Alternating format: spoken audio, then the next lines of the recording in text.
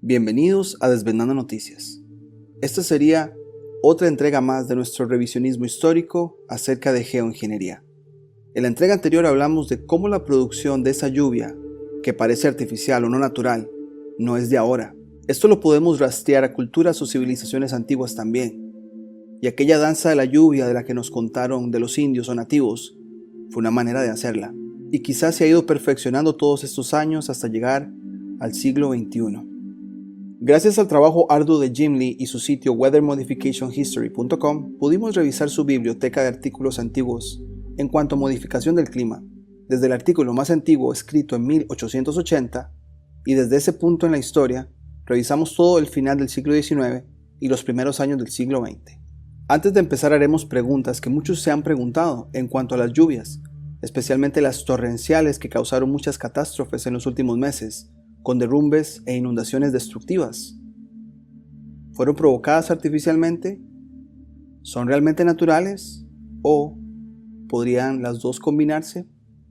Con la información que les presentaremos en este video queremos que ustedes saquen sus propias conclusiones, aun cuando compartamos lo que pensamos que podría estar sucediendo. Acá en el canal hemos hablado del ciclo solar muchas veces, al punto que pensamos que entre varias cosas que el ciclo solar influye, una de ellas es la de una especie de reloj cósmico para que eventos se den en la Tierra. Cuando interpusimos los ciclos solares del final del siglo XIX y principios del siglo XX con los diferentes eventos climáticos y los primeros experimentos registrados de geoingeniería, encontramos patrones muy reveladores que los iremos compartiendo a como vayamos desarrollando el video. A partir de acá iremos leyendo los artículos y comentando con cada uno de ellos. Empezaremos este recuento de proyectos de geoingeniería desde 1870, un año clave, ya que fue el final de la década del 60 donde ocurrieron muchas guerras, tanto la civil de Estados Unidos como la invasión francesa en México y la Triple Alianza en Sudamérica. Estados Unidos se convierte en corporación, más o menos en este pico solar, pero vemos acá que tenemos ciclos solares, algo que hemos hablado en el canal, donde los eventos como que se acomodan acorde al ciclo solar. Entonces, antes de empezar queremos hablarles de que el ciclo solar tiene dos partes, ¿no? Su inicio, el pico y la segunda parte, ¿no? Cuando hablamos del bajonazo. Entonces, en esos tres ciclos pongámosle atención a la parte del pico y lo que sucede después o antes. Empezamos con una sequía en 1870. De hecho, los registros estadounidenses hablan de que muchos estados estaban pasando por sequía. Luego en 1875 se reporta una plaga de langostas. Entonces tenemos un problema y se soluciona ¿con qué? Con torpedos de lluvia en 1880. Este es el primer documento registrado de geoingeniería en Estados Unidos. Tenemos acá la patente, como pueden ver. Van a ver que un detonador está en el piso con un cable que se conecta hasta arriba donde hace pues la explosión. El modo aquí descrito de producir lluvia, dicho modo consiste en transportar y hacer explotar torpedos u otros agentes explosivos dentro del reino de las nubes, sustancialmente como se ilustra. Esto fue una patente en 1880. Luego, después de los torpedos de lluvia, pasa un ciclo solar, no hay nada registrado, según lo que encontramos, pero luego tenemos otra sequía en 1890, otro problema, y ahora esto se transforma en otro tipo de proyectos de lluvia artificial en toda esta subida del ciclo. El primero de 1891, junio 20, de Sydney Mail. Aquí tenemos el texto pues que escogimos. Dice que se usaban explosivos, una mezcla de oxígeno e hidrógeno en las mismas proporciones con la que está hecha el agua, alambres conectados a una batería de tierra parecidos a los torpedos, pero con un poco más de avance en la tecnología. En teoría también los conductores de esos experimentos sostienen que algo de lluvia siempre está en todas partes, y señalan el hecho de que en áreas de sequía habitual el alivio llega con un trueno. Entonces estamos hablando como que algo se produce y que la lluvia está ahí. Bueno, vamos a avanzar un poco más en este tema. El siguiente documento es de 1891 también. Aquí elegimos algunas partes del texto. El diario se llama Deseret Weekly de 1891, 11 de agosto. El título dice Produciendo lluvia en 1891. Aquí hay algo interesante, se habla de un globo con una parte de gas oxígeno y dos partes de gas hidrógeno, un cartucho, dos cables. El cartucho explota por medio de electricidad enviada a través de los cables. Entonces vemos que es la tecnología del torpedo un poco más avanzada con un globo. Luego dice por acá que la nave aérea más ingeniosa y práctica jamás construida es la inventada por el profesor Carl Myers. La maquinaria se sostiene en el aire mediante un globo en forma de cigarro que se puede guiar por el aire con la mayor facilidad. El siguiente artículo es de The Florence Times, igual de 1891, agosto 29. Aquí elegimos algunos de los textos también. El título dice: Trabajando con las nubes. ¿Puede la lluvia ser artificialmente creada? El gobierno de los Estados Unidos experimentando en la materia. Sucede en Texas. Dice que hace 10 días que los experimentos comenzaron a operar. Pónganle atención a la duración, porque parece ser que intentan hasta que les funciona. Pero grandes cantidades de mezcla de roca a roca, dinamita y gas oxídrico han explotado en el suelo a partir de cometas y globos. El profesor Curtis del Instituto Smithsoniano es como el encargado. Una vez más, el Instituto Smithsoniano está involucrado en esos experimentos también. Luego el texto continúa: la serie continua de explosiones de la semana pasada resultó en la noche del lunes en una condición inestable de la atmósfera. Nubes ligeras y deformadas flotaban en lo alto, y la luz de la luna brillaba intensamente entre ellos. Se disparó una fuerte carga tipo explosivo para más de 50 espectadores, y 40 segundos después de la explosión, los observadores disfrutaron de la rara vista de un hermoso arco iris lunar. Esta operación se repitió 4 veces durante la noche. Prestemos la atención a esto porque nos hablan de que son varias veces para que algo funcione. Cuando una ligera nube pasó directamente por encima, y en todos los casos la lluvia cayó de 12 a 40 segundos. El fuego se redobló el martes y las nubes se acumularon y formaron de manera constante durante todo el día hasta las 6 de la tarde, cuando la lluvia comenzó a caer nuevamente. Antes de las 10 en punto, toda esta región estaba empapada. Todavía no es concluyente, por supuesto, si se trató de una sorprendente coincidencia o el resultado directo de las explosiones.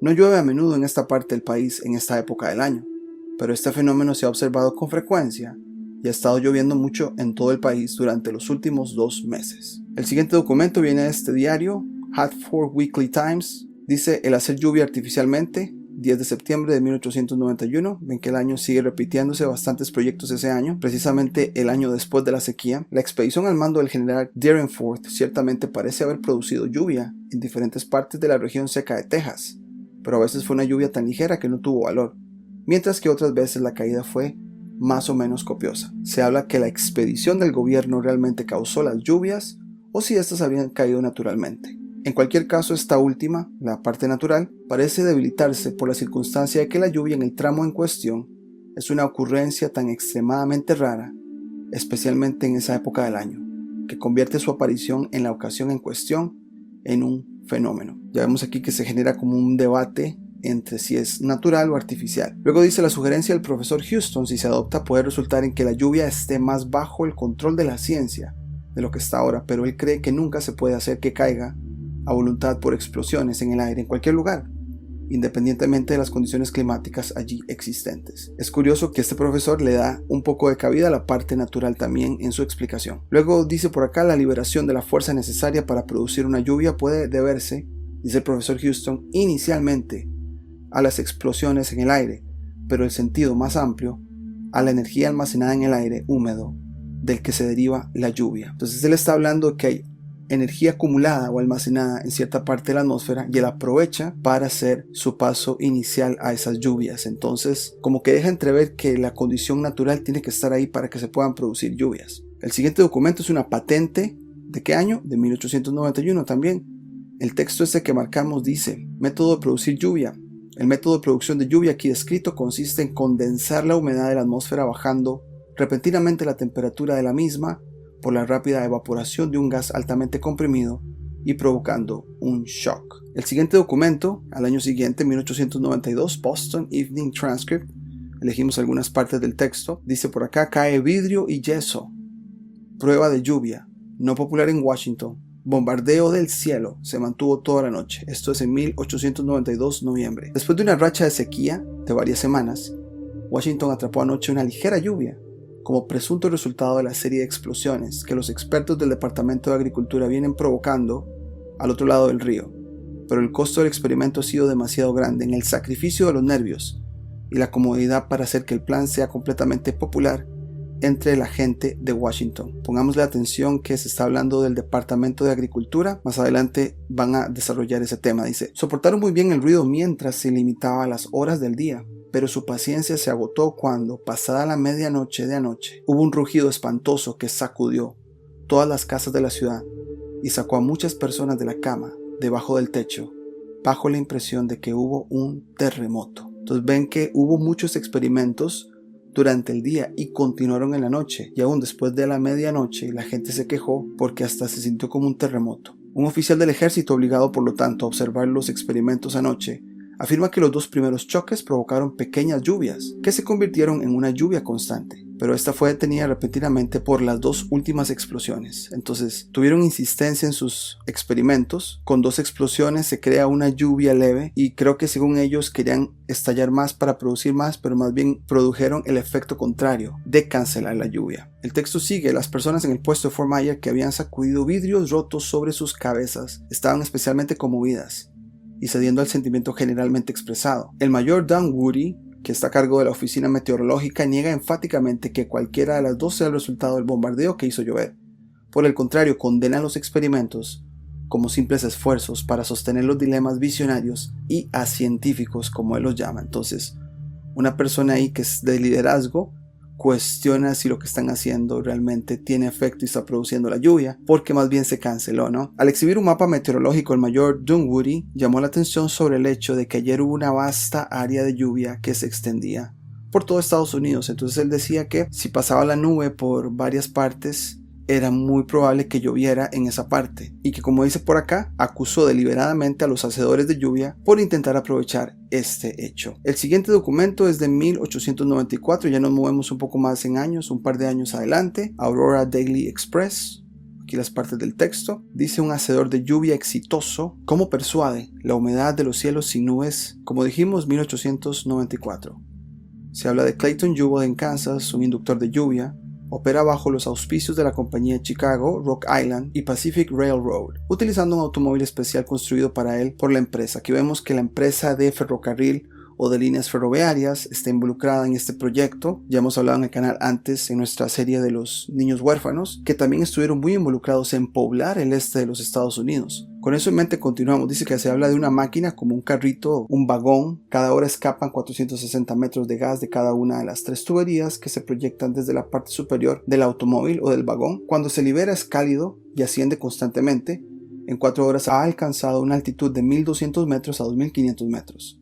Transcurrido un cierto tiempo se enfría instantáneamente y cae con rapidez, creando un vacío en el que la humedad contenida en el aire se precipita formando nubes y forman el centro de la tormenta. Cuando he hecho esto, he logrado todo lo necesario, porque la naturaleza hará el resto. Muy interesante que le está dando crédito a la naturaleza en este caso. El tamaño de la tormenta depende de la velocidad y la dirección del viento, junto con la temperatura. De nuevo, el Señor le está dando crédito a la dirección del viento y a la temperatura de la condición que presta la atmósfera en este caso. No pretendo poder producir siempre lluvia en el punto de operación, porque el viento puede llevarla a muchas millas de distancia, pero seguramente la lluvia caerá en la dirección en la que se llevaron los gases. Eso da la idea de que si hay una corriente de nubes en este caso, el viento definirá, o la fuerza del viento definirá dónde caerá el agua. Sin embargo, aquí vemos cómo este profesor le da cabida al hecho de que las nubes o el viento definirá dónde caerá el agua. Luego nos habla de que hice 33 experimentos, un número muy curioso, exitosos el año pasado. Hasta este momento, 19 experimentos este año. Cada uno de estos se produjo lluvia que varió de media a 15 centímetros y cada vez contraria a las predicciones hechas por el servicio meteorológico. Entonces tenía como a favor el hecho que logró producir lluvia en contra de lo que las predicciones del meteorológico decían. El siguiente, avanzamos un año más, 1895, se llama The Lewiston Daily Sun y nos hablan de este señor Myers. Dice por acá: Myers, un hacedor de lluvia. Testigos decía que me acosté boca arriba con un binocular mirando el globo, y cuando explotó había lo que parecía ser una gran bola de fuego. Parecía como si el sol se hubiese puesto a unos pocos pies de la tierra. Sabes que la oficina meteorológica vino primero del servicio de señales de tiempo de guerra, por lo que perteneció al departamento de guerra. Luego, cuando se inició el departamento de agricultura, reclamó la oficina meteorológica con el argumento de que los agricultores estaban más interesados en el clima que otras personas. Aquí hay algo muy curioso. Al parecer, la parte meteorológica estaba más conectada a los intereses de guerra del ejército, y de repente cambia al Departamento de Agricultura. Entonces nos hace preguntar, ¿qué será? ¿Que no había agricultura antes? ¿Será que los pueblos no estaban poblados y ya por poblarse, entonces la agricultura es necesaria y por lo tanto ya los intereses cambian de guerra a producir alimentos y por ende necesitan controlar el clima a su favor? La conexión del profesor Myers con los departamentos gubernamentales se dio en parte a su relación con el profesor Hazen de la Oficina Meteorológica, con quien ha estado asociado en meteorología aeronáutica. Interesante que nos hablen de aeronáutica a finales del siglo XIX. Volaban cosas avanzadas y que también estaban muy interesados en el clima y en su análisis. Bueno, lo dejaremos ahí para la reflexión. Dice que la señora Myers, o sea su esposa, hace un estudio especial de las corrientes de viento y su esposo a menudo comienza sus experimentos con los resultados de sus observaciones. De nuevo, aquí le están dando cabida a que lo natural de las corrientes de viento es importante analizarlas para poder determinar si sus experimentos van a tener éxito o no, y era un dato que ellos tomaban muy en cuenta. Cubrimos toda esta parte hasta 1895, sin embargo no hay ningún registro hasta esta fecha, hasta 1903. Toda la segunda parte del ciclo solar no hay registros, algo a tomar en cuenta y lo vamos a comparar al final. Esta siguiente parte se hace muy famosos lo que llaman ellos un professional rainmaker, los hacedores de lluvia profesionales. Por acá un artículo del Boston Evening Transcript de 1903, apuntes. Un señor Charles Hatfield recibió $1,000 de los comerciantes de Los Ángeles a cambio de una precipitación de 48,15 centímetros en 3 meses. Así que un estudiante secundaria hizo el cálculo, más o menos $20.76 el centímetro de lluvia para hacer ese dinero. Entonces ya se hablaba, había un poco de morbo quizá con estos hacedores de lluvia, cuestionamientos si eran farsantes y ese tipo de cosas. Ese señor Hatfield va a salir en varios periódicos, este es de 1905, acá los segmentos del artículo. Con el hacedor de lluvia como Hatfield inundó California. Un glorioso invierno y una primavera húmedos tras años de terrible sequía han convertido a Charles Hatfield, el hacedor de lluvias, en la sensación del sur de California. Sin embargo, tal lluvia no se ha visto en Los Ángeles desde 1894. Vean la diferencia de años, estamos hablando más o menos 11 años. Estamos hablando de ciclos acá. Las calles corren inundaciones, los puentes han sido arrasados, gente se ha ahogado en las aceras. Vean el tipo de lenguaje como para crear sensacionalismo de la magnitud de la lluvia que este señor produjo. Los científicos desprecian la parte de Hatfield, dicen que fue una suerte de tontos. Los observadores del tiempo, olvidando sus propias predicciones de tiempo seco, sostienen que es un impostor colosal. Entonces hay un poco de controversia. Dentro de la caja que él tiene, pues se generan los gases por los que se dice atraer la atmósfera húmeda. Me llamó la atención el verbo, entonces es como está ahí potencialmente la lluvia, pero la podemos atraer con cierto mecanismo. Luego dice, bueno, ¿cómo puedo atraer la humedad cuando no hay humedad en la atmósfera del sur de California? Dice Hatfield, con una sonrisa brillante cuando le preguntas. Pero te olvidas de la cuenca del Colorado, al otro lado de las montañas. Puedo traer la atmósfera húmeda desde allí a este lugar rural. Entonces al parecer quizá hay un proceso de evaporación o algo al otro lado de la montaña, se viene para acá la corriente, o quizá el viento siempre se lo trae para este lado. Y algo muy curioso que él revela, dice que al revisar los registros, o sea, él se basa en registros para sus trucos, pongámosle entre comillas, descubrí que no había llovido en julio en esa parte del condado de San Diego durante 37 años. ¿Sabrá de ciclos este señor para hacer sus trucos? Probablemente. Pensé que si una lluvia seguía inmediatamente a mi experimento sería una buena señal de que tenía algo que ver con eso. El siguiente artículo es de 1905, The Sunday Morning Star. Ven acá que hasta dibujo nos dan del globo, de la persona Hatfield, que está pues llenando los titulares de los artículos de periódicos, aquel proceso como de condensación para la lluvia, y elegimos unos textos muy interesantes de este artículo. Dice por acá, 20 de agosto de 1905, experimentos recientes en el hacer lluvia científicamente. El señor Hatfield no se parece a un mago, y no hace ningún esfuerzo por ser especialmente misterioso, ni afirma ser capaz de controlar las leyes de la naturaleza mediante ningún método oculto conocido solo por él mismo. La sustancia de su afirmación parece ser que ha descubierto una forma de inducir a la naturaleza a precipitar su humedad en lugares donde no tenía la intención de caer. Esto de inducir pareciera que está ahí el potencial y él induce, hace algo como para atraer la lluvia a que se produzca. En lugar de recolectar y caer en lugares donde no se necesita especialmente, declara que ha encontrado los medios para persuadir a la naturaleza, dándole crédito a lo natural una vez más, para que deje caer una parte donde sea beneficiosa. La atmósfera suele estar cargada, otro verbo a prestarle atención, o sea, atmósfera cargada de humedad, y por fuerza de atracción química la humedad se precipita. La naturaleza proporciona la humedad y el señor Hatfield proporciona la atracción química necesaria para producir cohesión y la consiguiente precipitación. Entonces hablamos como de dos partes en el proceso. La naturaleza proporciona la humedad. ¿Cómo la atraigo? Bueno, él hace el proceso químico para hacerlo y usa palabras como cohesión. El señor Hatfield no es un científico de formación universitaria, pero ha dedicado muchos años de estudio a la meteorología y materias afines. Durante 4 años, trabajando exclusivamente sobre los fenómenos relacionados con la producción de lluvia. Su primera prueba pública se realizó en el condado de San Diego en abril de 1902. 3 años antes de la publicación de este periódico. También se habló en este artículo algo muy interesante, que en la Europa civilizada los hombres han afirmado ser hacedores de lluvia. Ya en 1879, Edward Powers de Delavan, en Wisconsin, publicó un volumen diseñado para demostrar que la lluvia siempre caía después de una batalla. Yo más bien devuelvo la pregunta. ¿Se acomodaban las batallas o guerras en partes del ciclo donde sabían que iba a estar más preparado para producirse lluvia? Ahí les dejo la pregunta. Después de estos professional rainmakers como Hatfield, aparecen los destructores de tormentas muy cerca del pico solar, en 1906. El periódico The Cobran Courier de 1906 nos habla de este fenómeno. Aquí elegimos las partes del texto. 10 de mayo de 1906, guerra científica contra las nubes. Ya no es producir, sino es defender, se dice.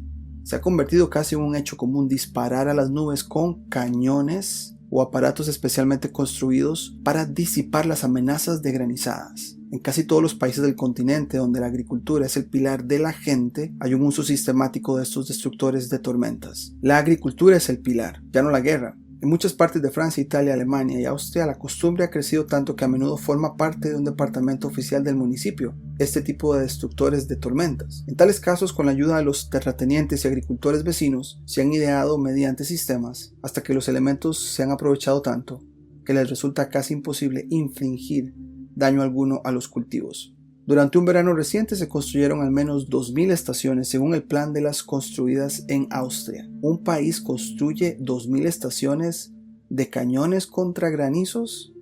¿Será que había muchas entonces? Ahora, esta tecnología se nos habla de ondas sonoras. Se hablan de forma de torbellino. Dice por acá, un juicio oficial demostró el hecho de que después del disparo de un tiro surge un pequeño torbellino, fácilmente perceptible a la luz del sol reflejada. No es en línea recta, sino como en forma espiral para destruir las nubes. El siguiente artículo, 1907, al año siguiente, Dawson Daily News. Elegimos algunas partes de este artículo. Martes 27 de agosto, 1907. Continúa la farsa. Del que hablamos en la primera mitad de este ciclo solar, ahora estaba haciendo experimentos que ya no le funcionaban. Dice por acá, su trabajo aquí fue un fracaso con respecto a la producción de lluvia, que el contrato que decía que si no llovía no había pago, fue declarado nulo y cancelado, y se fue del área sin retirar el gran bono. Les dijo a los agricultores que tendría que rescindir su contrato, pero al final cuenta algo muy interesante que lo quiero mencionar porque tiene que ver mucho con el futuro, con lo que estamos pasando y con lo que vendría. Dice por acá, 1/3 de los Estados Unidos es tierra semiárida, que creo que será muy productiva a través de mi sistema, dijo el señor Hatfield. Algún día el gobierno hará que se construyan cadenas de torres en estas regiones áridas.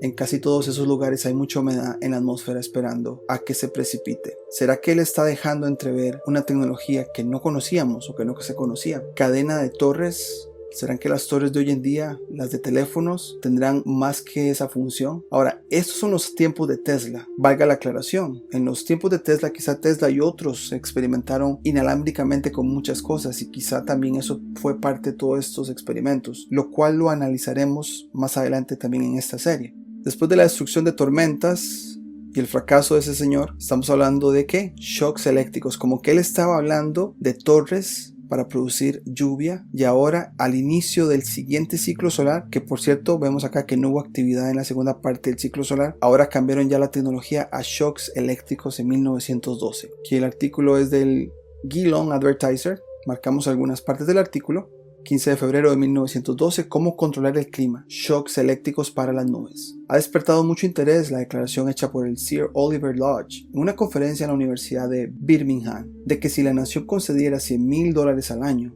a las universidades para experimentar, él aplicaría electricidad no solo para acelerar el crecimiento de las plantas, sino también para dispersar la nieve de estaciones portuarias e influir en el clima, en las nubes y la lluvia. Ahora él está hablando de aplicar electricidad. Y Hatfield, el hacedor de lluvia, estaba hablando de torres unos años atrás. La descarga de electricidad en aire humeante o aire cargado de vapores metálicos coagularía las partículas y haría que se depositaran mucho más rápidamente que si no estuvieran electrificadas. Es casi siendo como el proceso de la rayería en las nubes. En este artículo también nos hablan de que en los países donde se desea la lluvia, parecería por lo tanto factible erigir estaciones de descarga. ¿Estarán hablando de torres? Bueno, a fin de hacer que un conjunto de nubes que a veces se dispersan sin resultado alguno cedan su humedad. O sea, como que las nubes siempre pasan, no llueve en ese lugar, pero aprovechemos que están pasando para que dejen caer su lluvia. Y en los países que sufren de demasiada lluvia, que es una condición bastante excepcional, ya que la mayor parte de la superficie de la tierra sufre de sequía, en lugar de exceso de humedad, se ha sugerido que podría ser posible mediante la construcción de estaciones de descarga. Estaremos hablando de torres también alrededor de la costa para evitar que demasiadas nubes penetren en el interior. Entonces, en una área donde siempre llueve o muy constante y no se quiere lluvia, ellos están hablando de dispersarlas y que no caiga lluvia. Disparar a las nubes con el objeto de provocar lluvia, tanto en Alemania, Suiza y Francia, se hizo. La idea era proteger los viñedos y otros cultivos de los daños causados por granizadas. Una vez más nos están hablando que la agricultura tiene una gran importancia y era vital proteger los cultivos, y de ahí que la geoingeniería se estaba utilizando para romper nubes. Dice que hace 50 años Helvetius Otto, un científico alemán, habló de un método para prevenir la lluvia. Mucha atención con esos verbos: prevenir la lluvia, defenderse de la lluvia. Entonces siempre está el factor natural con el factor artificial juntos. Hablan de fuelles accionados por vapor a tal presión que alejaron las nubes que se acumulaban arriba. Entonces donde iba a caer lluvia, disipaban y no caía lluvia. Se habla de 50 años antes, o sea 1860, esa década donde Estados Unidos tiene su guerra civil, lo cual es muy sospechoso, como mencionamos también antes, pero nunca resultó práctico y fue abandonada después de algunos meses de experimentación. O más bien será que su uso ya no era tan relevante, pero que en el futuro quizás sí. Entonces tenemos todo este recorrido de artículos que les dimos a ustedes, y pongamos atención a los dos primeros ciclos solares porque vemos que pues no hay ningún registro de experimentos de geoingeniería. Sin embargo, la segunda parte del ciclo se ve muy calmada, sin mucha actividad climática inclusive. En este siguiente ciclo solar se inician proyectos de geoingeniería, pero al inicio del ciclo solar, pero nada después. Luego hay otra sequía y una gran cantidad de proyectos de lluvia en la primera parte del ciclo, pero en la segunda parte del ciclo no hay experimentación de geoingeniería. ¿Cuál es la razón de que en la primera parte de un ciclo solar ellos estén muy interesados o quizá necesitados de usar su geoingeniería? Luego termina el ciclo, inicia otro. Igual acá tenemos muchos proyectos de geoingeniería en la primera parte del ciclo solar, pero en la segunda nada. Inicia otro ciclo solar y ahí vuelven otra vez con su agenda de geoingeniería. Queremos cerrar todo este conteo de eventos, 30 años de geoingeniería y 10 de otros eventos climáticos, con este gráfico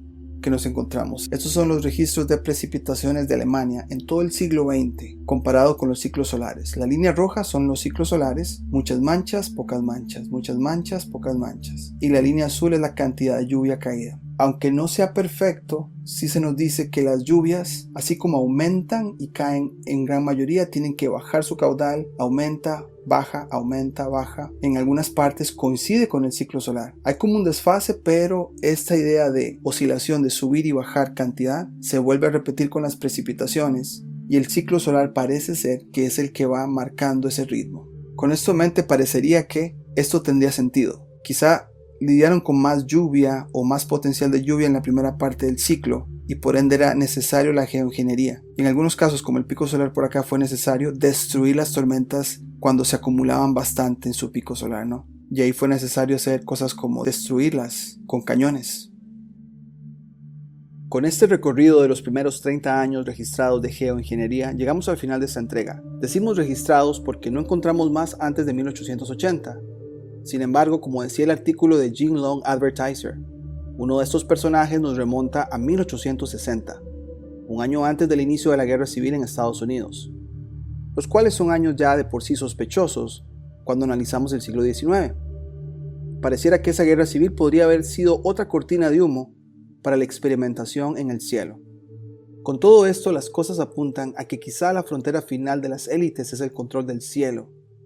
Ya como nos adentraremos al siglo XX y toda la experimentación hecha en el cielo, podremos tener una mejor idea de su agenda y cómo los ciclos del sol son como su reloj para usar sus tecnologías acorde. ¿Quién nos recuerda aquellos tiempos de cielos de un azul profundo y de nubes esponjositas muy a menudo? Podemos devolvernos en la historia y encontrar cuándo es que la actividad chemtrail se incrementó exponencialmente. Les diremos por ahora que a partir de 1997 se incrementó y es marcada por el inicio de un ciclo solar. ¿Por qué no antes? De hecho, también hay evidencias que la fumigación de los cielos se da en otros años en el pasado, pero por alguna razón nuestra generación no lo empezó a ver hasta 1997, justamente en el inicio del ciclo solar 23, y de eso hablaremos en la próxima entrega. Por ahora sería todo y nos vemos en la próxima.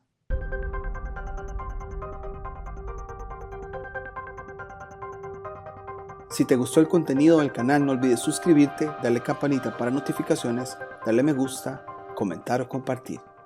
Hasta la próxima.